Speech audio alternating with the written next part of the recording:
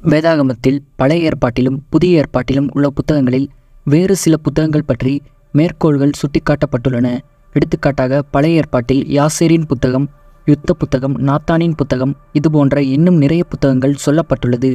நீங்கள் வேதாகமத்தை படிக்கும்போது இந்த புத்தகங்களுக்கு என்னதான் ஆனது, ஒருவேளை தொலைத்து விட்டதா என்று யோசித்து பார்த்திருக்கிறீர்களா? கண்டிப்பாக நாம் அனைவரும் யோசித்து பார்த்திருப்போம். சரி, இந்த தொலைந்து போன புத்தகங்கள் பற்றி விரிவாக பார்க்கலாம். பல புத்தகங்கள் வேதாகமத்தில் சொல்லப்பட்டும் இடம்பெறாமல் போய்விட்டது. சில புத்தகங்களின் பிரதி காணாமல் போய்விட்டது.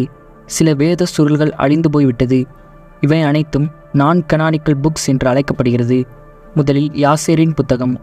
அப்பொழுது ஜனங்கள் தங்கள் சத்துருக்களுக்கு நீதியை சரிக்கட்டு மட்டும் சூரியன் தரித்தது, சந்திரனும் நின்றது. இது யாசேரின் புத்தகத்தில் எழுதியிருக்கவில்லையா என்று யோசுவா 10ஆம் அதிகாரம் 13ஆம் வசனத்தில் சொல்லப்பட்டுள்ளது. வில்வித்தையை யூத புத்திரர்கள் கற்றுக் கொடுக்கும்படி கட்டளையிட்டான். அது யாசேரின் புத்தகத்தில் எழுதியிருக்கிறது என்று 2 சாமுவேல் 1:18 வாசிக்கிறோம். யாசேர் புத்தகம் என்பதின் அர்த்தம் நீதி மற்றும் நேர்மையான புத்தகம் என்பதாகும். இது ஒரு கவிநடை உள்ள புத்தகமாக கருதப்படுகிறது.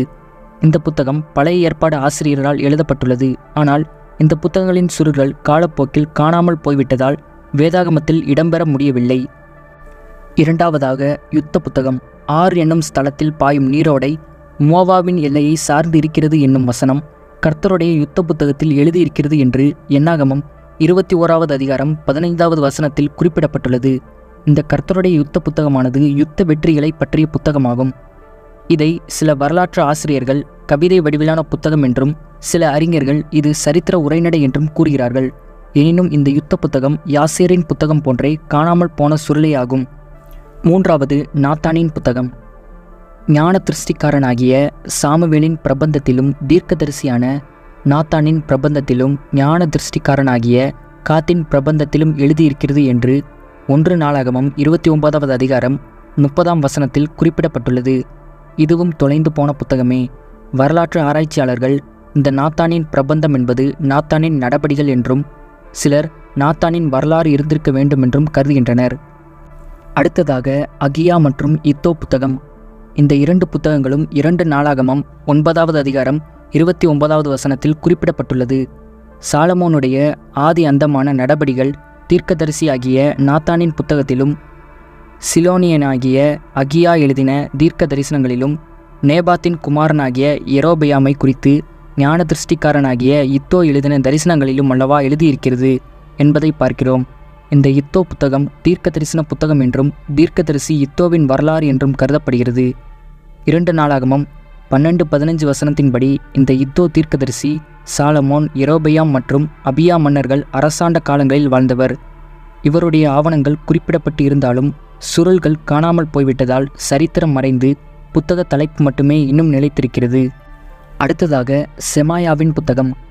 ரெகாபயாமின் ஆதியோடந்தமான நடபடிகள் செமாயாவின் புத்தகத்தில் எழுதியிருக்கிறது என்று 2 நாளாகமம் 12ஆவது அதிகாரம் 15ஆவது வசனத்தில் மேற்கோள் காட்டப்பட்டுள்ளது.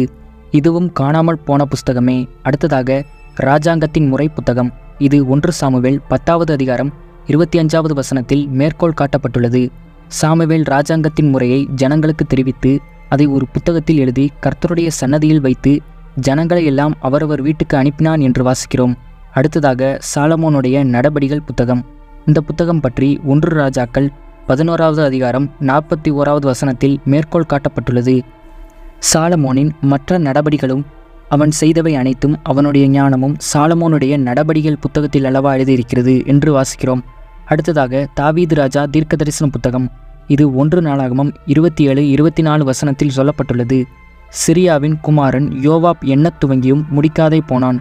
அதற்காக இஸ்ரவேலின் மேல் கடுங்கோபம் வந்தது. ஆதலால் அந்த தொகை தாவீது ராஜாவின் நாளாகம கணக்கிலே ஏறவில்லை என்று வாசிக்கிறோம். அடுத்ததாக தீர்க்கதரிசி காத் புத்தகம்.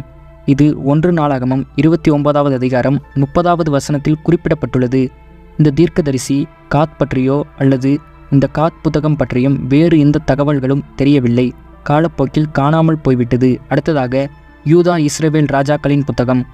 2 நாளாகமம் 16ஆவது அதிகாரம் 11ஆவது வசனத்திலும், 2 நாளாகமம் 27ஆவது அதிகாரம் 7ஆவது வசனத்திலும், 2 நாளாகமம் 32ஆவது அதிகாரம் 32ஆவது வசனத்திலும் இந்த புத்தகம் பற்றி குறிப்பிடப்பட்டுள்ளது.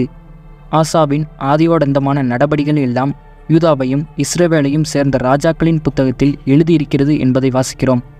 வரலாற்று ஆராய்ச்சியாளர்கள் இந்த யூதா இஸ்ரவேல் ராஜாக்கள் புத்தகம் என்பது வேதாகமத்தில் இப்போது இருக்கும் 1-2 ராஜாக்கள் புத்தகம்தான் என்று கருதுகின்றனர். அடுத்ததாக தீர்க்க தரிசன ஆவண புத்தகமாகிய ஓசாயின் பிரபந்தம். இது 2 நாளாகமம் 33:19 வசனத்தில் குறிப்பிடப்பட்டுள்ளது. அவனுடைய விண்ணப்பமும் அவன் கெஞ்சுதலுக்கு கர்த்தர் இறங்கினதும் அவன் தன்னை தாழ்த்தினதற்கு முன்பே பண்ணின அவனுடைய எல்லா பாவமும் துரோகமும் அவன் மேடைகளை கட்டி விக்கிரக தோப்புகளையும் சிலைகளையும் ஸ்தாபித்த இடங்களும் ஓசாயின் பிரபந்தத்தில் எழுதியிருக்கிறது என்பதை வாசிக்கிறோம். இந்த புத்தகங்கள் அனைத்தும் பழைய ஏற்பாடு புத்தகங்களில் மேற்கோள் காட்டப்பட்டுள்ள சுட்டி காட்டப்பட்டுள்ள புத்தகங்கள். லவோதிக்கேயாவிற்கு எழுதப்பட்ட நிருபம். இந்த நிருபத்தை பற்றி கொலோசையர் 4வது அதிகாரம் 16வது வசனத்தில் சொல்லப்பட்டுள்ளது. லவோதிக்கேயாவிலிருந்து வரும் நிருபத்தை நீங்களும் வாசியுங்கள் என்று பவுல் குறிப்பிடுகிறார். இந்த புத்தகங்கள் அனைத்தும் பழைய ஏற்பாடு மற்றும் புதிய ஏற்பாட்டில் மேற்கோள் காட்டப்பட்டிருந்தும் அதை பத்திரப்படுத்தாமல் விட்டுவிட்டதால் தொலைந்து போய்விட்டது. அதனால் வேதாகமத்தில் சேர்க்கப்பட முடியவில்லை.